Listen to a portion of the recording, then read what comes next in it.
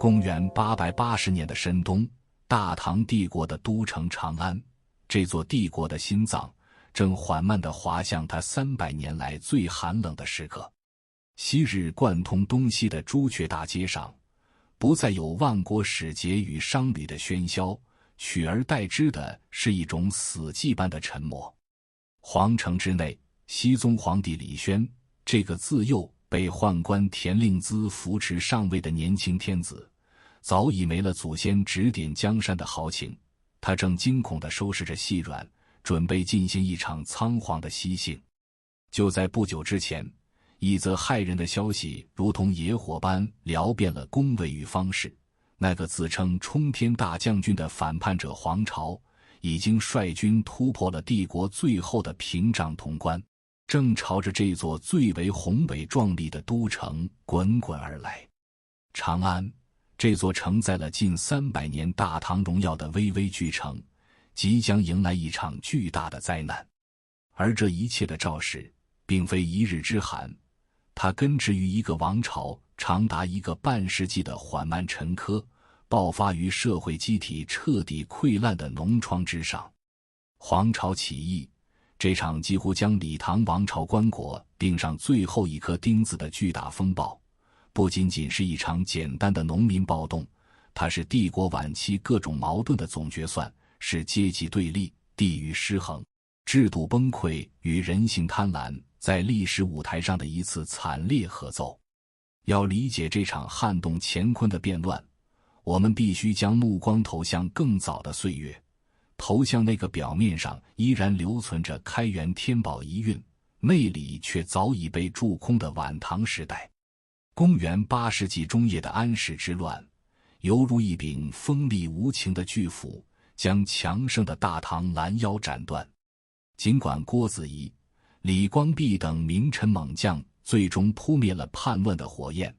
但战火灼烧过的土地已满目疮痍，帝国赖以维系的均田制与府兵制在战争中彻底瓦解。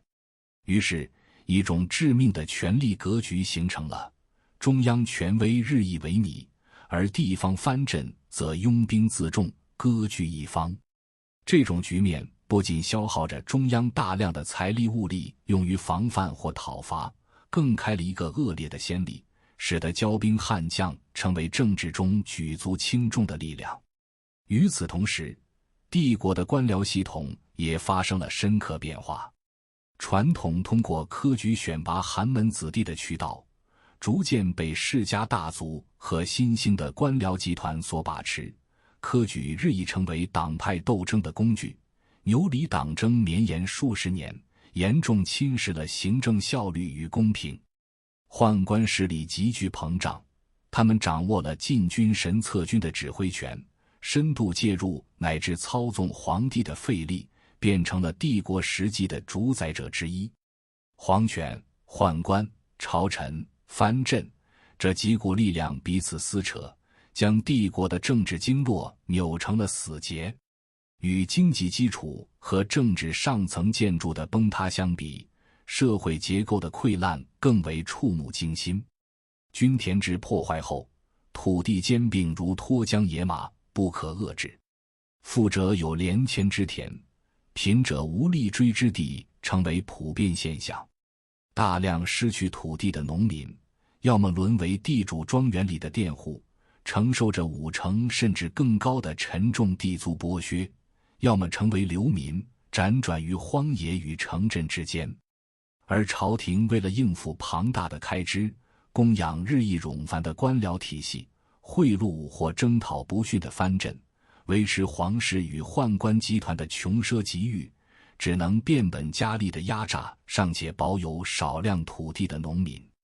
此外，正税之外，各种名目的苛捐杂税多如牛毛、盐、茶、酒等生活必需品实行严格的专卖制度，价格高昂，私贩则处以极刑。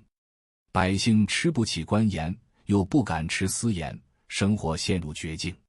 地方官吏更是上下其手，催苛逼税如狼似虎。杜甫笔下县官及所租，租税从何出的惨景，在晚唐已是常态。社会的贫富差距拉大到惊人的程度，一边是朱门酒肉臭，长安、洛阳的贵族官僚们依旧沉溺在诗歌、音乐、宴游的浮华幻梦中，另一边则是路有冻死骨，广大乡村饿殍遍野，人相食的记载在史书中屡见不鲜。整个社会犹如一座巨大的火药桶，只差一粒火星将其引爆。黄巢便是这粒火星，而他本人最初的轨迹却与一个典型的农民反抗者形象颇有出入。他生于曹州，今山东菏泽西南一个盐商家庭。在唐代，盐商是一个特殊群体，他们或因经营官方特许的盐业而巨富，更多则是冒着杀头风险从事私盐贩运的亡命之徒。黄巢家族很可能属于后者，这使他既不同于赤贫的佃农，也不同于安分守己的小资耕农。他自幼读书，曾多次参加科举考试，渴望通过正途跻身仕途，改变命运。然而晚唐科场的腐败与不公一次次击碎了他的梦想。历史记载其善骑射，喜任侠，粗涉书传，这勾勒出一个文武才具、性格豪放不羁的人物形象。科举的屡试不第，无疑在他心中埋下了对现行秩序深刻不满的种子。他曾在落地后愤而写下那首著名的“不第后复菊，待到秋来9月8，我花开后百花杀。冲天香阵透长安，满城尽带黄金甲”。诗中已透露出冲天的怨气与颠覆一切的野心，将自身誉为肃杀的秋菊，而将长安城的公卿权贵视为待催的百花。这是一种个人仕途失意与对整个不公体制的愤恨交织在一起的复杂情绪。当他最终放弃科举，子承父业，也走上私盐贩运的道路时，他所接触的已经是帝国秩序下一个充满暴力、冒险和反抗因子的灰色世界。这个网络为他日后起义积累了初始的资金、人脉，更重要的是锻炼了他组织能力和对官府的斗争经验。他等待的只是一个时机。公元874年，关东地区赤地千里，一场数十年不遇的大旱让田畴尽成焦土，秋粮绝收已成定局。天灾已至，人祸更烈。官吏的催租文书比旱情更急。更恐怖的是，地方官员为保政绩，竟逆灾不报，以致朝廷根本不知灾情严重到了何等地步。绝望如瘟疫般蔓延，百姓先是以槐叶、蓬草果腹，叶片啃尽便剥食树皮，当连最粗糙的鱼皮都被刮得露出白目，死亡的阴影已笼罩在每个人头顶。就在这求生无门的绝境中，公元875年春，蒲州盐贩王先知在华州长垣（今河南长垣东北）振臂一呼，3000饥民应声聚集。他为自己冠上一个石破天惊的名号——天补平军大将军，并发出了一道如闪电般撕裂黑暗的檄文：力贪负重，赏罚不平。今补其不足，军其有余。平均，这朴素的惊人的二字，在这乱世里却蕴含着摧枯拉朽的力量。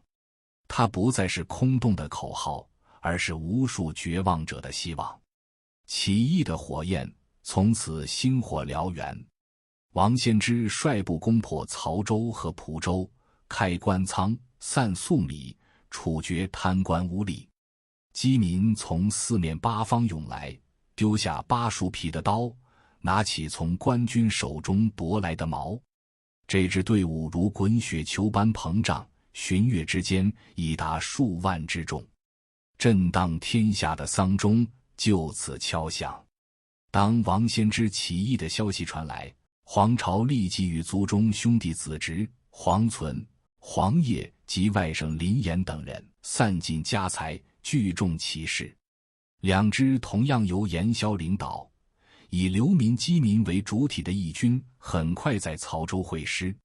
刀锋所指，州县望风披靡，粮仓既开，百姓何处而立，争营一师。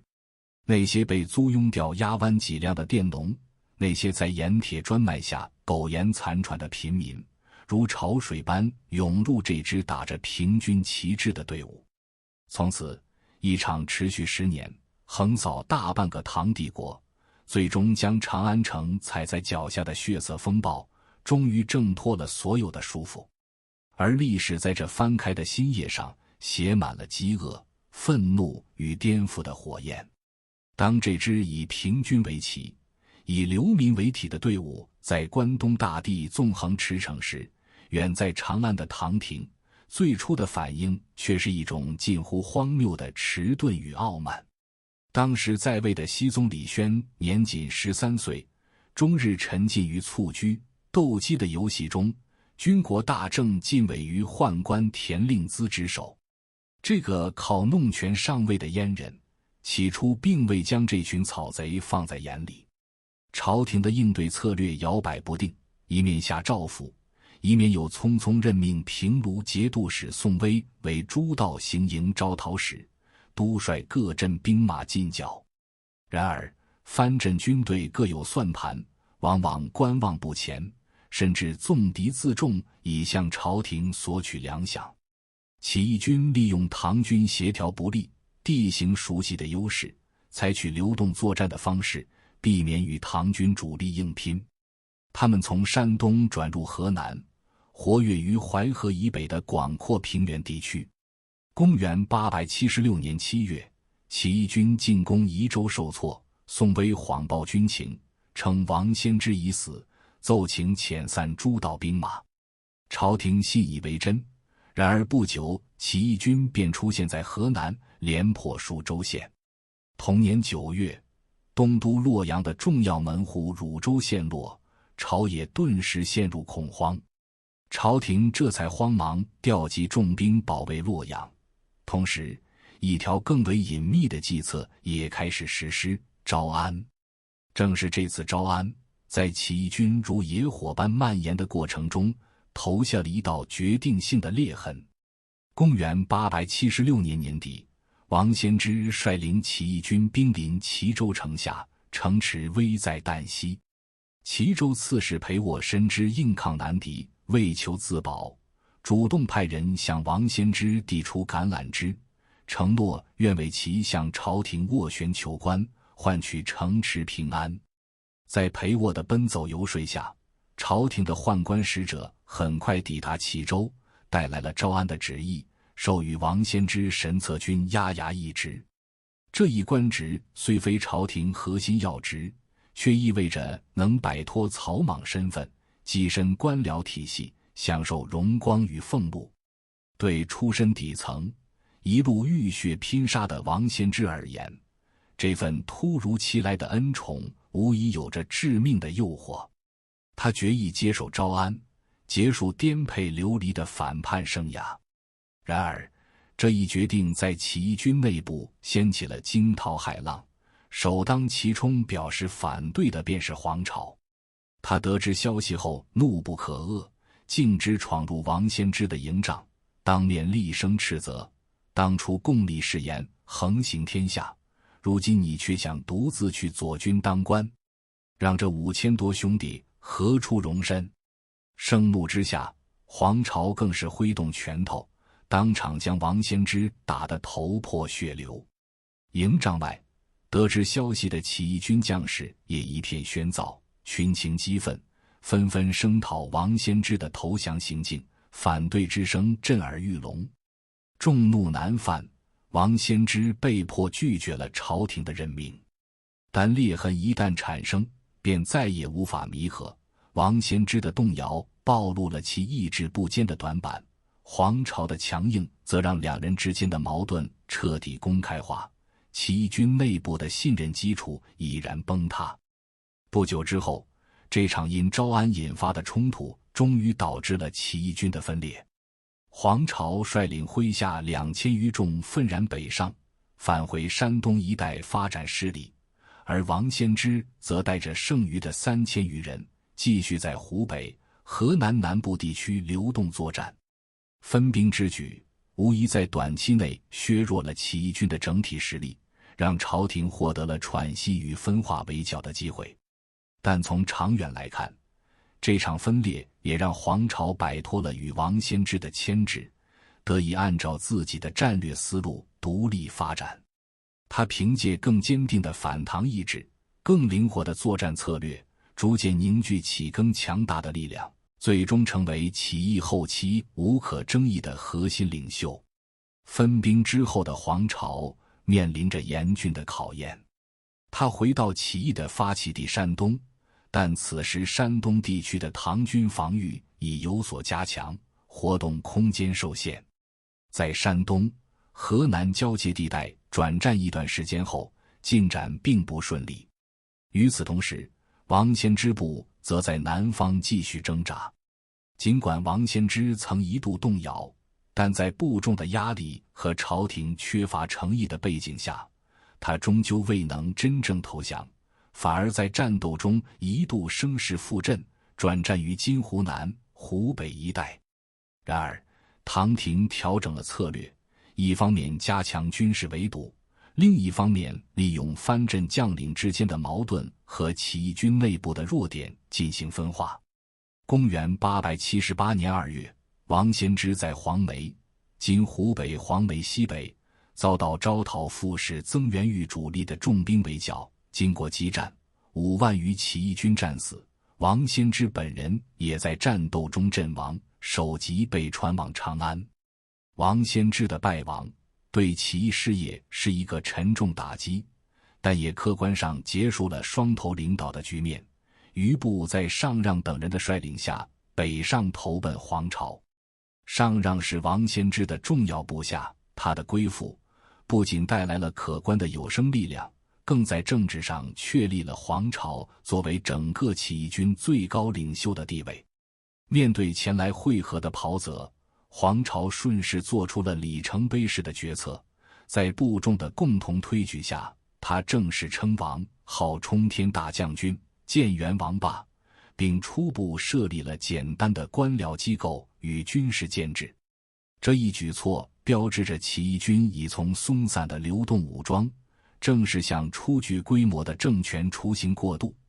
而冲天之名既是对他早年冲天乡镇透长安壮志的呼应，更直白彰显了直捣唐廷心脏、颠覆李唐统治的终极目标。称王之后的黄巢面临着战略抉择，继续在唐军力量相对集中的中原地区硬碰硬，显然并非上策。他展现出了出色的战略眼光，决定进行一场中国历史上罕见的大规模长途流动作战，以跳出敌人的包围圈，寻找新的生存与发展空间。他的目光投向了帝国的南方。当时江淮地区虽是财富重地，但兵力相对空虚，而更为偏远的岭南，唐廷的控制则更为薄弱，且远离政治中心，可以避敌锋芒，积蓄力量。公元878年夏，黄巢率军横渡长江，进入江西，随后向东横扫江浙。在这一冬，他们面临一个地理难题：如何进入福建？当时连接浙江与福建的陆路通道多为崎岖山路，不利于大军行动。起义军发挥惊人的创造力，勘山开道700里，硬是在仙霞岭的崇山峻岭中开辟出一条通道，直扑建州（今福建建瓯）。这一壮举不仅体现了起义军的坚韧，也完全出乎朝廷意料，打乱了其在江南的防御部署。进入福建后，起义军于年底攻克福州，福建观察使韦秀弃城逃走。在福建，长期流动作战所积累的暴戾之气开始部分宣泄，对官府复士的清算往往波及平民，纪律的隐患已然显现。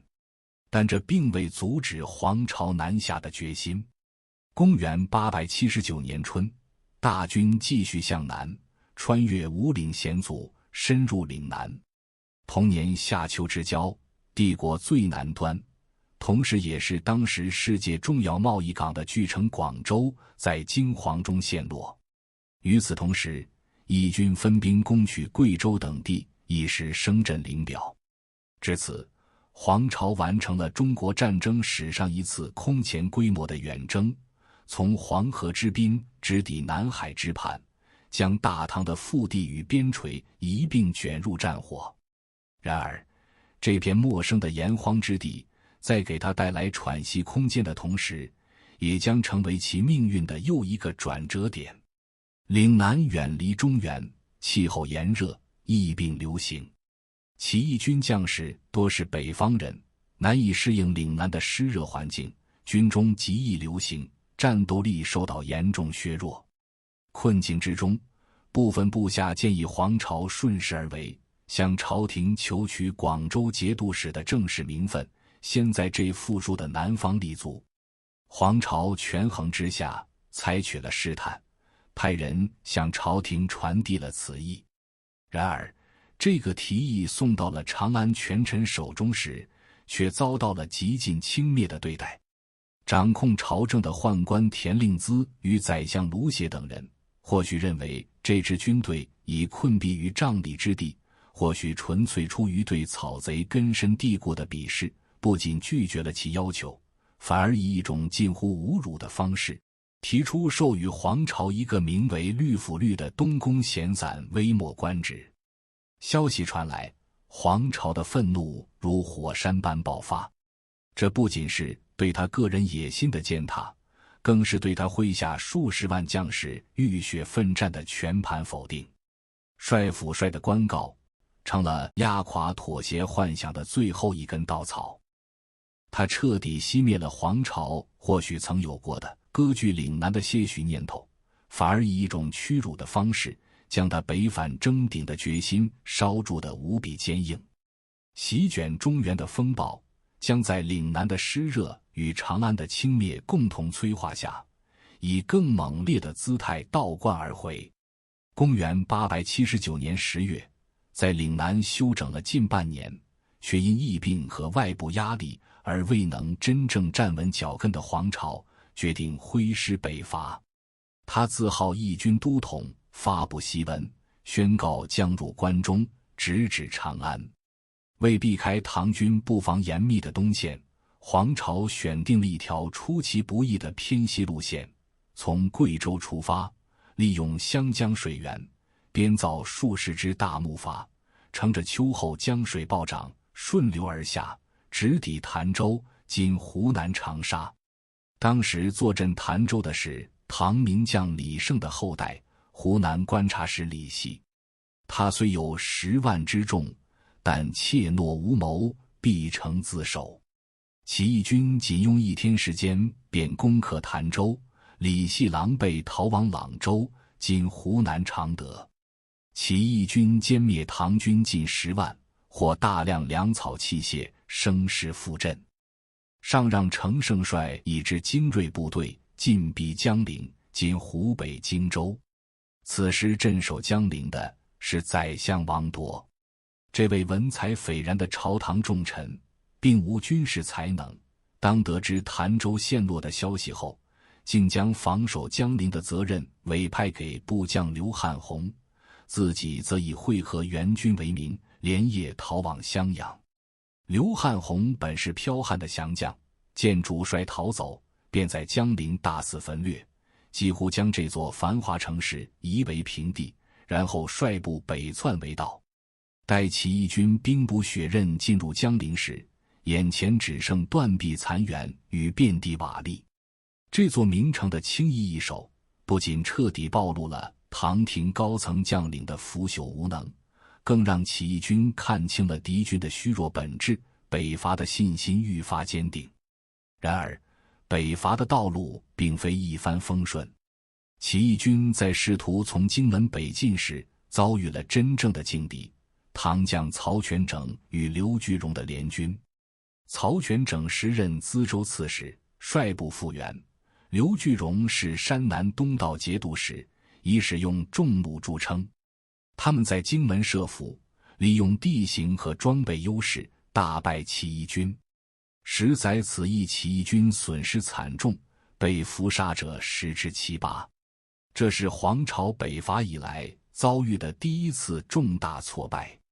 唐军本可以一举扩大战果，却因内部的算计而停下了脚步。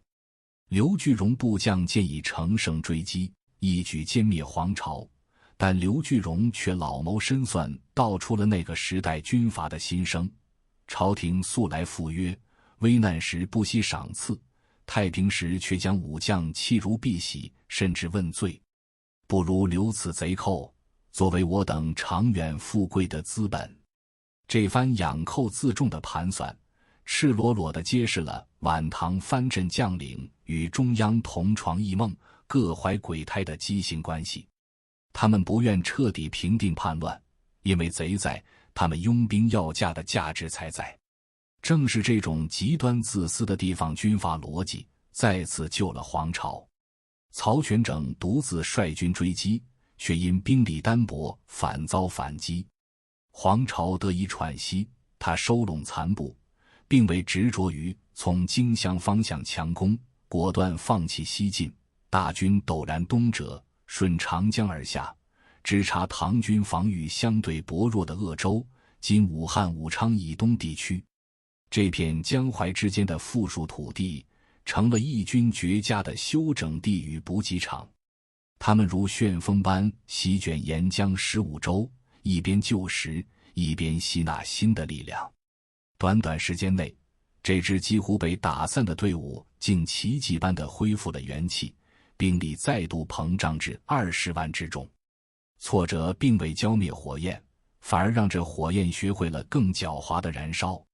当黄巢大军在江南纵横驰骋，复振声威之时，长安的唐廷中枢却上演着一出令人啼笑皆非的闹剧。年轻的熹宗皇帝依然在宦官田令孜的陪伴下，专心于他的马球与斗鸡，仿佛帝国的烽烟远在另一个世界。因江陵失守而被罢免的宰相王铎，留下了一个巨大的烂摊子。情急之下，朝廷将全部希望寄托在了坐镇扬州的名将高骈身上。高骈出身禁军世家，文武双全，早年曾立下赫赫战功，收复交趾，威震蛮夷。唐廷授予他诸道兵马都统、盐铁转运使等要职，总揽东南军政财权，指望他能一举剿灭黄巢。高骈出使也展现出名将气象，调兵遣将，派出手下头号悍将张林渡江进攻，接连在信州等地挫败起义军。一时间，黄巢似乎陷入了困境，前有强敌紧逼，军中疫病与粮荒又起，生死存亡之际，黄巢再次祭出了诈降的策略。他一边以重金贿赂张林以求喘息，一边向高骈送去卑辞厚礼，表示愿向高骈个人投降，只求保举一个节度使的官职。这一招精准地击中了晚年沉迷神仙方术、性格变得骄矜多疑的高骈的心理要害。他既贪图独揽平贼的不世之功，又轻信了黄巢士卒的假象和部将的乐观报告。于是高骈犯下了一个致命的战略错误，他上奏朝廷，声称贼军指日可灭，请求将其他赶来支援的诸道藩镇援军全部遣回。朝廷对高骈深信不疑，下诏照准。各路援军本就是客场作战，无心恋战，接到诏书后纷纷北归，江南战场的军事格局就此发生逆转。当黄巢确认各路唐军援兵已然北撤，高骈麾下只剩张林一支孤军时，他知道决战的时刻到了。所有的伪装瞬间撕去，起义军以蓄积已久的全力向因胜而骄、防备松懈的张林部发起雷霆般的猛攻。混战中，这位淮南第一骁将张林阵亡。他的死不仅是一员战将的陨落，更是高骈全军胆气的崩塌。消息传回扬州，高骈如遭雷击，惊怒交加。然而这位昔日名将的反应并非奋起复仇，而是陷入了巨大的恐惧与算计之中。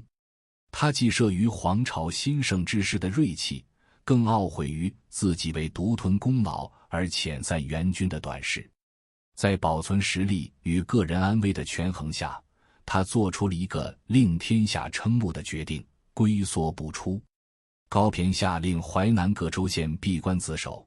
同时向朝廷递上一封奏章，谎称自己突发风痹，瘫痪在床，再也无法统兵出战。高骈的中风意味着帝国在东南最后一位有能力、有威望组织全局防御的统帅已然自我放弃。心理上的防线比地理上的防线崩溃得更快更彻底。自此，从长江到黄河之间，再也无人能真正阻挡黄巢。起义军乘势北上，于公元880年7月在采石矶一带大举渡江，旌旗直指高骈的老巢扬州城下。而那位中风的统帅只是紧闭城门，目送这支庞大的军队从城下浩荡而过，转而沿着供应帝国血液的汴河毫无阻碍地向北，向着中原心脏地带长驱直入。通往长安的道路至此已是一片坦途。此时进入中原的黄巢军声势达到了顶点，沿途贫苦百姓、亡命之徒乃至部分对朝廷不满的地方武装纷纷加入，队伍迅速膨胀到60万人之众。他们不武严肃，旗帜鲜明，显示出一定的组织性。与此形成惨烈对比的是长安朝廷末日般的混乱。宰相卢协因推荐高骈，却导致局势不可收拾，畏罪自杀。朝廷紧急拼凑防线，任命曹全整为天平节度使兼东西副都统。然而临时拼凑的微弱兵力在滚滚南来的起义主力面前无异于螳臂当车，曹全整很快战败身亡。最后一道像样的阻碍就此消失。公元880年9月，起义大军几乎未遇抵抗，便浩浩荡荡地渡过了淮河。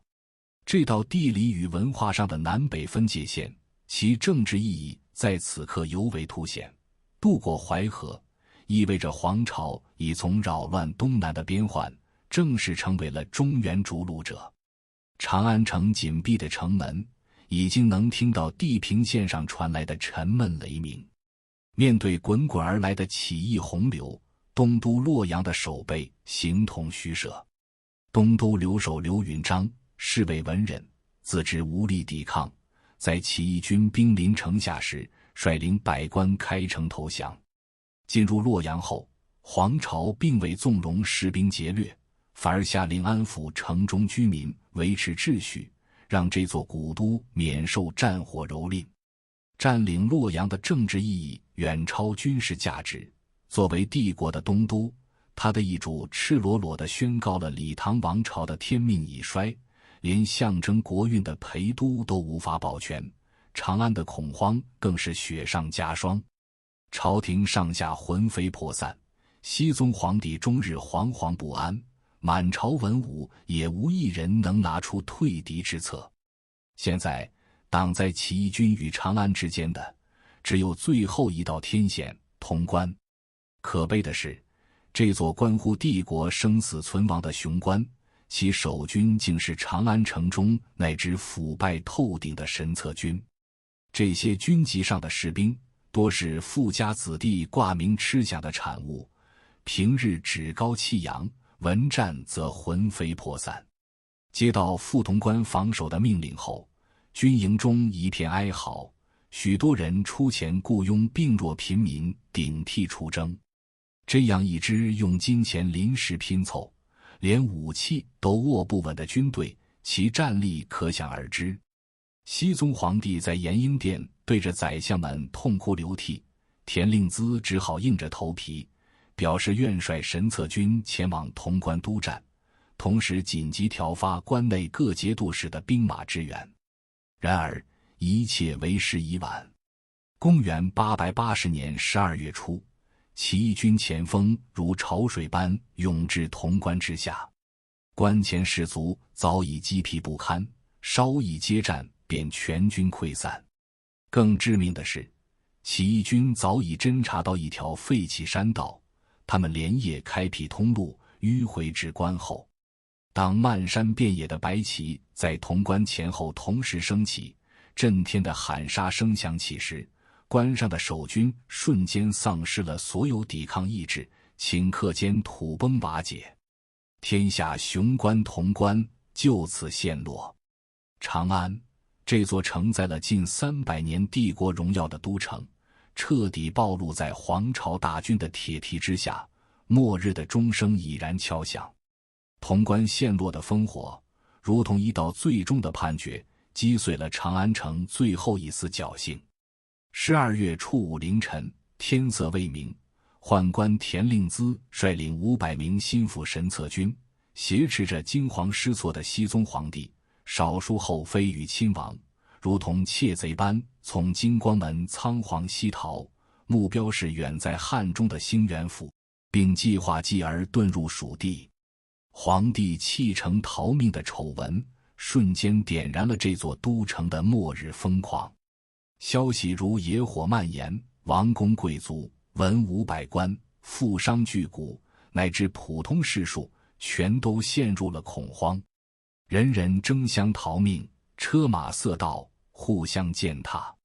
法律与秩序崩塌，溃散的禁军、地痞流氓开始趁火打劫，店铺民宅被洗劫一空，昔日繁华的街巷火光四起，哭喊震天。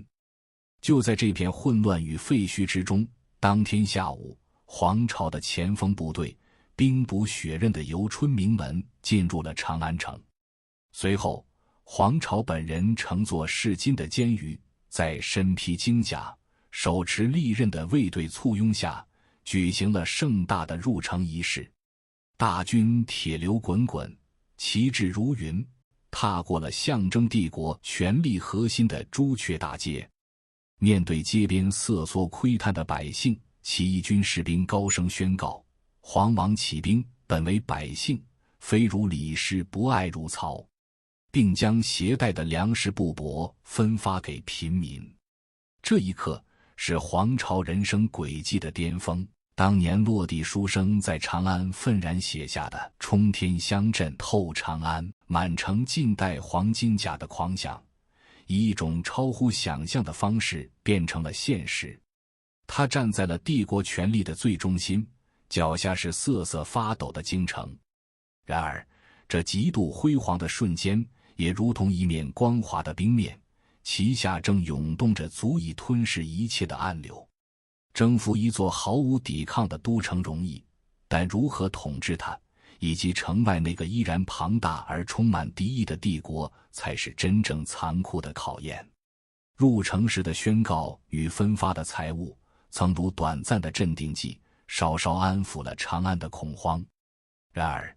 这层脆弱的秩序薄膜，在起义军踏入皇宫与贵族甲地的瞬间，便被彻底捅破了。长期转战积累的艰辛，对权贵阶级的刻骨仇恨，以及对眼前难以想象的财富的贪婪，形成了一股失控的洪流，冲垮了任何纪律的堤坝。大规模的、无差别的劫掠与复仇开始了。士兵们争先恐后地冲进宫殿、府库和豪宅，因分赃不均而自相攻杀，纵火焚掠繁华的街市坊里，使之6、7陷入火海。对于未能逃走的李唐宗室、显贵高官，起义军进行了系统性搜捕与处决。宰相窦卢传、崔沆藏匿于民家，被逐一查处诛杀；左仆射于从拒绝投降，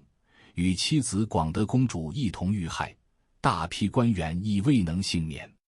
诗人韦庄在《秦妇吟》中留下的“天阶踏进宫卿谷，内裤稍为锦绣灰”，成为了这座帝国都城中末日场景最凄厉的写照。这场持续数日的血腥狂欢，固然宣泄了积压已久的阶级愤怒，却也无情地斩断了起义军与整个士大夫阶层乃至长安市民之间任何可能的和解纽带。黄巢政权的统治基础，在它诞生的前夜就已浸透了鲜血与仇恨。就在这片尚未散尽的硝烟与血腥中，黄巢登上了他个人权力的绝顶。公元881年1月16日，他正式登临帝位，建国号大旗，改元金统。他追尊先祖，册立皇后，任命上让，赵章为宰相，孟恺、盖宏等掌握军政实权，一个粗具规模的政权架构就此成型。他发布诏书，宣告李唐天命已终。对于滞留长安的原唐朝官员，他采取了实用主义的策略，3品以上高官予以罢黜，4品以下中下层官吏则多被留用，以维持这座城市的日常运转。然而，这个在废墟与血泊中仓促建立的新政权，从其诞生的第一刻起就被致命的危机所缠绕。大齐的金统年号，并未能像它的字面意义那样，为这个新生政权带来稳固的统治。相反，它从建立之初就深陷于军事、经济、政治3重绝境的绞索之中。军事上，黄巢的天下不过是围绕长安的一座孤岛。熹宗朝廷以安全逃抵天府之国成都，获得了喘息与重组的机会。更重要的是，黄巢入城后的屠杀劫掠震惊天下，反而促使原本各怀鬼胎的四方藩镇，在秦王这面具有最高政治正确性的旗帜下暂时凝聚起来。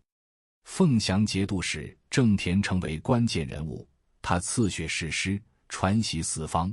成功将散沙般的藩镇力量整合成一股松散的反扑联盟。于是大齐政权发现自己被困在以长安为中心的狭小区域，四面八方都是蠢蠢欲动的敌人，从称帝之日起就陷入了战略包围。经济的崩溃则成了压向政权的第一根致命稻草。关中本就因常年战乱与苛政不复往日富庶，长安作为100万人口的巨型消费城市，物资供应全靠东南漕运与本地农产支撑。如今漕运被藩镇切断，关中农田又遭战火摧残，粮食生产几近停滞，数十万义军及家眷的口粮瞬间成了无解难题。大齐政权既无治理经验，也无长远规划，根本无力建立赋税体系。起初还能靠抄没唐朝府库与权贵家产度日，可坐吃山空的日子终究无法长久。很快，军队便转向民间，以暴力讨侮，实则与公开抢掠无异。十载彼时，朝贼建位，纵兵屠掠，人饿死乡枕，甚至出现了骇人听闻的人肉作坊。长安百姓在饥饿与兵祸中挣扎，最初安居无恐的期待彻底破灭，军民矛盾被推向顶点，政权的生存根基从根本上被动摇。政治上的短视与局限，更让大齐政权陷入孤立无援的困境。黄巢及其核心集团始终未能跳出草莽造反的思维定式，除了平均的朴素口号，提不出任何系统性的治国方略。进入长安后，领袖们迅速腐化，黄巢身居宫中，政权实际被上让，孟恺等少数将领把持，他们热衷于争权享乐，而非治国安民。对旧官吏的态度也陷入矛盾，既需借助其行政经验维持运作，又因根深蒂固的不信任而大肆杀戮，这使得政权无法吸纳任何社会精英，自我孤立。对平民而言，入城时各安无恐的承诺迅速被饥饿和兵痞的暴行所粉碎。这个政权未能赢得士心，最终也失去了民心，变成了悬浮在愤怒与饥饿浪潮中的一叶孤舟。军事孤岛，经济崩溃，政治真空，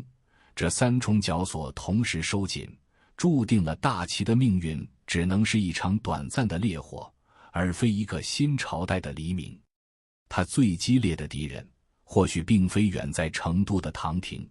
而是他自身无法克服的致命缺陷。内外交困的大齐政权很快迎来了唐军的军事反扑。公元881年4月，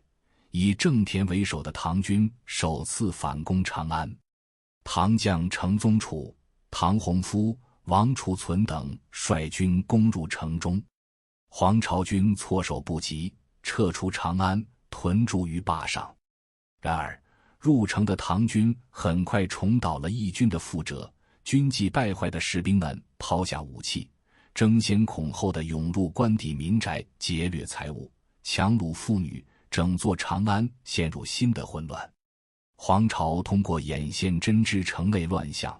且唐军后续部队尚未赶到，当即抓住战机组织反攻。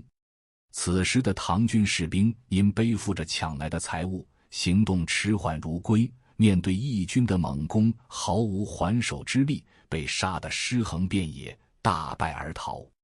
唐将程宗楚、唐洪夫战死沙场，王储存仅率少数亲卫侥幸突围。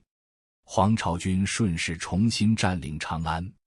这次攻防反复，既暴露了唐军同样腐败不堪的本质，也证明黄巢军仍保有一定战斗力。但长安的失而复得，并未让黄巢冷静下来，反而点燃了他的猜忌之火。他坚信城中百姓曾协助唐军，于是下令展开更为残酷的洗城行动。义军士兵沿街搜捕，纵兵屠杀，长安城内流血成川。据《新唐书·黄巢传》记载，此次屠杀波及百姓数万之众。这场无差别的屠戮彻底斩断了长安民众对大齐政权最后的一丝信任，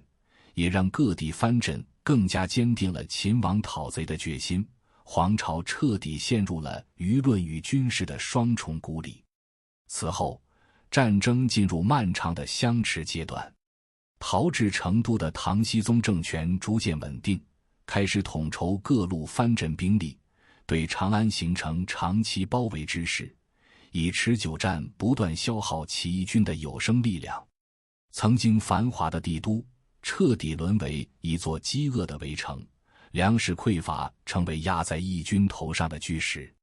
为打破封锁，黄巢曾派出心腹将领朱温及后来的后梁太祖朱全忠，率军攻取邓州（今河南邓县），意图控制南下通道，切断唐廷的物资补给线。朱温虽成功拿下邓州，却未能从根本上扭转战略被动。另一员大将上让奉命进攻凤翔的郑田，又因骄傲轻敌中了埋伏，大军惨败而归。起义军的数次外部扩展均以受挫告终，生存空间被不断压缩。长期困守孤城，粮食的极度短缺让军心日益动摇，一些将领开始对前景感到绝望，暗中寻找退路。公元882年9月，驻守同州（今陕西大荔）的防御使朱温，在遭到唐军将领王重荣围攻后，屡次向长安求援，却因与孟凯等核心将领素有矛盾，求援文书被屡屡扣押，始终未能获得援军。孤立无援之下，朱温愤而杀死监军宦官，率领麾下精锐部队投降王重荣。唐僖宗闻讯大喜，当即赐名全忠，授予高官厚禄。朱温的叛变是黄巢阵营的致命打击，不仅失去了同州这一重要防区和一支劲旅，更撕开了投降的裂口，让本就动摇的军心彻底涣散。紧随其后，华州（今陕西华县）守将李祥也意图效仿朱温投唐，虽被黄巢及时察觉并镇压，但起义军内部的裂痕已无法弥合，败亡的命运愈发清晰。当内部的叛离不断是咬着大齐政权的根基时，外部最致命的一击已然到来。为了彻底终结这场动乱，唐廷不惜饮鸩止渴，召引了当时东亚最强大的雇佣兵力量沙陀突厥骑兵，其首领李克用早因与唐廷的恩怨折服北疆，正苦寻重返中原的契机。公元883年初，李克用率领4万精锐胡骑南下，与唐将王重荣会师。这支生力军的加入立刻改变了战争的天平。同年2月，在良田碑（今陕西渭南东），沙陀铁骑与上让指挥的15万骑军展开决战，结果是一边倒的屠杀。沙陀骑兵以摧枯拉朽的冲击力撕碎齐军阵线，斩俘数万，尸横遍野。此役彻底粉碎了起义军进行野战的信心与能力。良田碑的惨败成为大齐政权军事崩溃的转折点。李克用联军乘胜进逼，与各路唐军会合，将长安围得铁桶一般。4月，在长安外围的渭南，沙陀骑兵再度展现其恐怖的战斗力，一日3破齐军。至此，长安已成为一座被彻底孤立的危城，外无援兵，内无斗志。公元883年4月14日，距离他当年满怀憧憬进入长安几乎整整3年，黄巢在冲天火光中为他短暂的帝国都城举行了葬礼。他下令焚烧宫室与府库，裹挟着尚存的10余万部众及家眷，从蓝田道狼狈东逃。为了组织追兵，溃退的队伍将携带不便的金银珠宝沿途抛洒。这计策取得了残忍的成功，追击的唐军士兵为争抢财物而陷入混乱，黄巢主力得以暂时脱身，窜入商山（今陕西商洛）的茫茫群山。然而，长安的陷落并非战争的结束，而是一场更为混乱也更为残酷的流窜与挣扎的开始。曾经冲天的雄心，如今只剩下求生的本能，而四面合围的罗网正在急速收拢。从长安仓皇撤离的黄巢并未放弃挣扎，企图夺取蔡州、今汝南作为立足点。时任蔡州节度使的秦宗权虽率军出城迎战，却不堪一击，很快便兵败投降。只是这位凶残狡诈的军阀并非真心归附，他的加入非但没给黄巢带来助力，反而在日后成为比黄巢更令人发指的割据势力。两股溃军合流后，兵力仍号称数十万，他们下一步的目标是扼守要冲的陈州（今淮阳）。陈州刺史赵抽是位极具远见与韧性的实力派，他早已预判到黄巢败退会途经此地，提前加固城墙，囤积粮草，整训士卒，还将周边百姓迁入城中，实行坚壁清野，布下了天罗地网。从公元883年6月起，一场旷日持久、惨烈无比的围城战开始了。黄巢大军将陈州里外3层围困，却始终无法攻破赵抽的防线。在近300个日夜的僵持中，数十万大军坐吃山空，补给完全依赖于对周边河南、山东地区的灭绝性掠夺。军队失去了所有政治目标，退化为一股庞大的、饥饿的兽群。史书记载，当粮食耗尽，起义军竟设立冲磨寨，将俘获的百姓投入巨堆石磨中，碾为肉糜充当军粮。这种骇人听闻的暴行，彻底抹去了起义军最初为百姓的正义色彩，让黄巢彻底沦为恐怖与死亡的象征。而这场无意义的消耗，不仅耗尽了起义军最后的精锐，也给了唐廷集结力量的宝贵时间。公元884年3月，唐廷再次倚仗沙陀统帅李克用，率军直扑陈州。此时黄巢军中已是瘟疫横行，士气崩溃。在强大的外力压迫下，他不得不放弃围攻，向北方的黄河沿岸仓皇撤退。同年5月，李克用追至中牟以北的王满渡，时值黄河汛期，大雨滂沱，起义军正在混乱中渡河。沙陀骑兵趁机发动猛攻，起义军全线溃败，死伤投降者不计其数。黄巢最倚重的大将上让临阵投降，宰相赵章等核心人物被伏杀。经此一役，黄巢的主力灰飞烟灭，身边仅剩1000余残兵。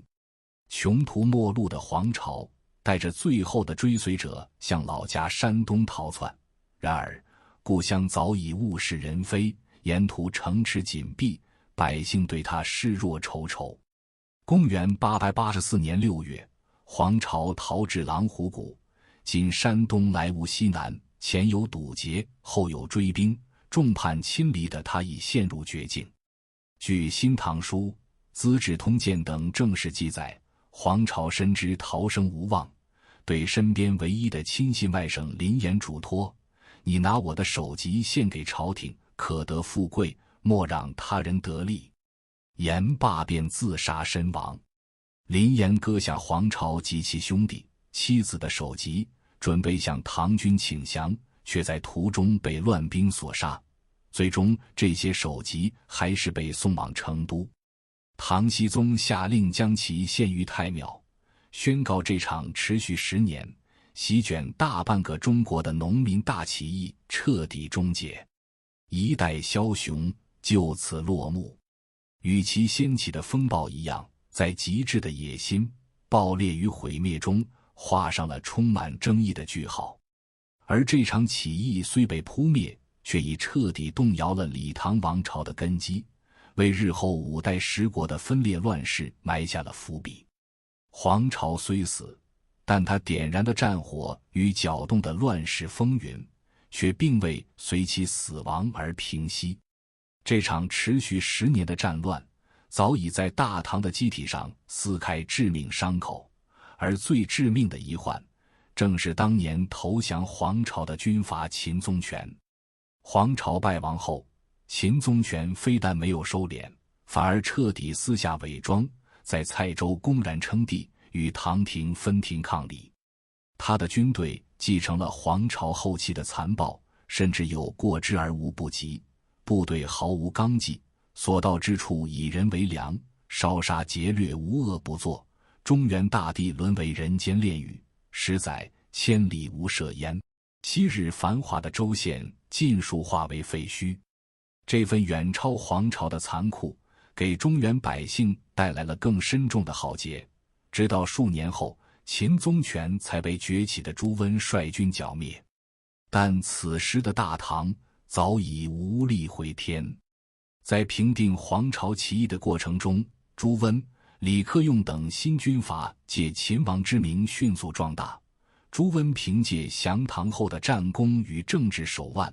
逐渐掌控中原核心区域。李克用的沙陀铁骑则成为北方最具威慑力的武装力量。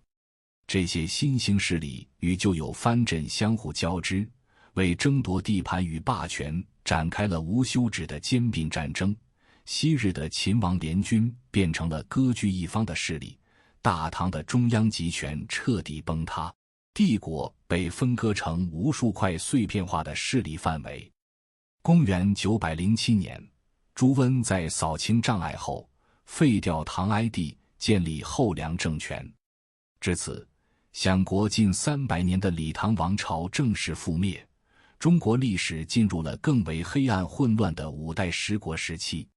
当我们回溯黄巢起义这10年惊心动魄、血流飘杵的历程，不能仅仅将其视为一场偶然爆发的农民暴动，或是个人野心驱使下的军事冒险。它是一场深刻的社会总危机的必然产物，是晚唐王朝政治腐败、经济崩溃、社会不公等一切痼疾在无法通过内部改良得到缓解后所引发的毁灭性高烧与内爆。要对其进行相对全面的分析和评价，我们需要将其置于晚唐宏观的历史脉络中，并从多个维度进行审视。首先，从起义的背景与根源来看，黄巢起义具有不可抗拒的历史必然性。安史之乱后，唐王朝的统治基础发生了根本性动摇，均田制瓦解，流民群体急剧膨胀，中央权威沦丧，宦官专权于内，党争不息于朝，藩镇割据于外，整个国家机器陷入空转与内耗，完全丧失了进行有效社会调控和危机应对的能力。当公元874年关东大旱这场天灾降临，本就脆弱的社会生态链瞬间断裂。王献之、黄巢的揭竿而起，不过是点燃了早已遍布干柴的大地。因此，起义的爆发，首先是晚唐社会生产关系与生产力极端矛盾，上层建筑严重不适应经济基础的必然结果。没有黄巢，也会有其他人扮演这个点火者的角色。其次，从起义军的特点与战略来看，黄巢起义呈现出鲜明的流动性、游击性和巨大的破坏性。起义军核心领导层多出身私盐贩，这个背景赋予了他们不同于传统农民的特点，具有冒险精神、组织能力、一定的财力和广泛的社会联系。起义军的主体是失去土地的流民和饥民，他们没有固定的生产资料和地域归属，求生是第一要务。这决定了起义军很难在某一地区建立稳固的根据地，进行长期建设和政权巩固。他们的优势在于流动，避实击虚，在唐军力量薄弱的缝隙中穿梭，像滚雪球一样壮大。黄巢指挥的从山东到岭南，再从岭南北伐长安的大迂回，是中国古代农民战争史上空前的大规模流动作战范例，体现了他出色的战略机动力和把握时机的能力。这种战略成功的关键在于利用了唐廷中央控制力衰弱、藩镇各自为政、互不协调的致命弱点。起义军所到之处，开仓放粮，吸引饥民，打击官府，这在初期获得了广泛响应。然而，这种流动战略的致命缺陷也极其明显，缺乏巩固的后方，没有稳定的物资供应体系，无法进行持久战。一旦军事上受挫或进入相持阶段，后勤补给立刻成为噩梦。进入长安后，从流动战转变为阵地防御战，这一缺陷被无限放大，最终导致经济崩溃和军事失败。更严重的是，长期流动中形成的旧式模式极易滑向单纯的掠夺，尤其是在后期纪律涣散、生存压力巨大的情况下，演变为灭绝性的破坏，这在围攻陈州期间达到了顶峰。起义并未提出系统的土地纲领或社会改革方案，平均口号停留在朴素诉求层面，未能转化为有效的政策，无法真正解决社会根本矛盾，也无法赢得地主阶级中下层的任何支持，反而因其暴烈手段，将几乎所有社会层面推到了对立面。第三，从黄巢个人及其政权建设角度来看，其局限性暴露无遗。黄巢是一个复杂的矛盾体，它有一定的文化素养和政治野心，具备相当的军事战略眼光和组织能力，这是他能够成为起义领袖并一度接近成功的原因。然而，他的个人特质和阶级局限性也深刻影响了大齐政权的命运。他早年科举失利，埋下了对士大夫阶层的深刻怨愤，这种情绪在进入长安后的屠杀中宣泄出来，导致与知识精英阶层的彻底决裂。他未能像历史上一些成功的农民领袖那样，在斗争中逐步完成自身和集团的转型，吸收统治经验，建立有效的官僚体系和治理制度。进入长安后，他迅速模仿帝王礼仪，深居简出，脱离群众，领导集团腐化享乐，内部分歧加剧，政治上近乎无所作为。大齐政权只是一个建立在军事征服和恐怖统治之上的空壳，没有经济基础，没有社会基础，没有政治联盟，甚至没有清晰的统治疆域概念。它只是唐朝机体上一个迅速溃烂的恶性肿瘤，无法孕育新生的社会力量。黄巢的失败不仅仅是军事的失败，更是政治上的彻底无能。第四，从起义的影响与后果来看，其历史作用具有强烈的双重性甚至悖论性。一方面，黄巢起义给予了垂死的李唐王朝最致命的一击，它彻底摧毁了长安这个政治中心，将皇帝赶到了偏远的蜀地，使中央政府的威信扫地已尽。它在军事上横扫大半个中国，沉重打击了旧有的官僚体系和地方势力，客观上起到了为后来者清场的作用。朱温、李克用等新一代军阀正是在镇压起义的过程中攫取了最大的政治资本和军事实力，最终埋葬了唐朝。从这个意义上说，黄巢是李唐王朝事实上的掘墓人。然而另一方面，这场起义所带来的社会破坏是灾难性的。持续10年的战争，特别是后期无节制的掠夺和屠杀，导致人口锐减，经济凋敝，文明成果遭到巨大破坏。白骨露于野，千里无鸡鸣的惨景在广大区域重现。起义并未带来任何进步的生产关系或社会制度，它用最暴烈的方式暴露了旧制度的腐朽，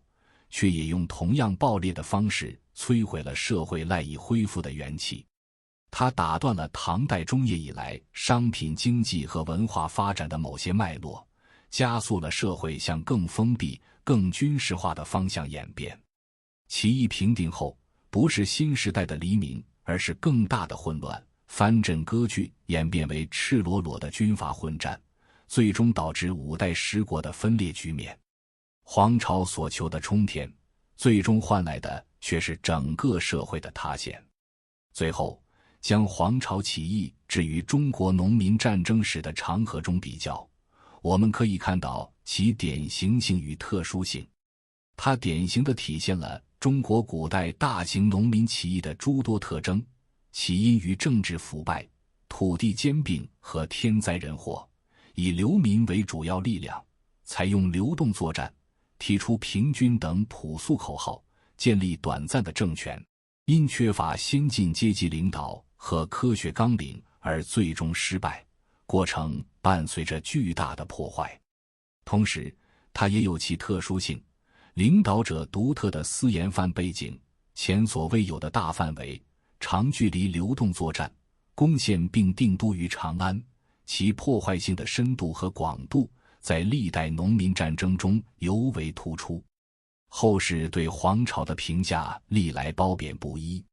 正统史学家和士大夫阶层自然视其为贼寇，极力谴责其残暴。近代以来，一些史学家从阶级斗争视角肯定其反抗封建压迫的正义性，同时批判其破坏性和局限性。今天的历史研究者则更倾向于将其作为一个复杂的历史现象，置于具体的历史语境中进行多角度、辩证的分析，既要看到起义爆发的社会根源及其对腐朽王朝的冲击作用，也要清醒认识其领导集团的局限、行为的破坏性以及并未能推动社会进步的客观事实。总而言之，黄巢起义是一场时代的悲剧，它既是晚唐社会无可救药的病症，也是其死亡前最剧烈的一次抽搐。黄巢本人从一个满怀个人抱负却屡遭体制排斥的读书人，最终演变为席卷天下的破坏力量首领，其人生轨迹本身就充满了历史的荒诞与残酷。这场起义像一面血腥的镜子，照见了帝国晚期制度崩坏、人性沦丧、社会解体的全部可怕图景。他留下的最深遗产，或许不是冲天乡镇的豪情，而是天街踏骨的警示。当一个社会的统治阶层彻底丧失了自我调节的能力，当贫富的鸿沟宽到无法跨越，当底层的生存尊严被完全剥夺，那么从深渊中升腾起的复仇火焰，必将以焚毁一切的姿态吞噬掉繁荣的假象，无论这火焰最终将自己也燃成灰烬。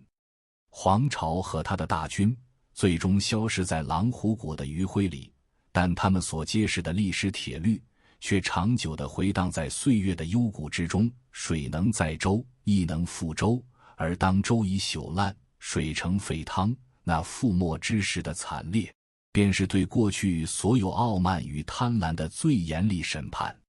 唐朝的国运在这场审判中终于走到了尽头，而中国历史也随之跌入了一个新的、更加不确定的黑暗隧道的入口。历史从未远去，它在声音中回荡。我是深入历史，我们下期再见。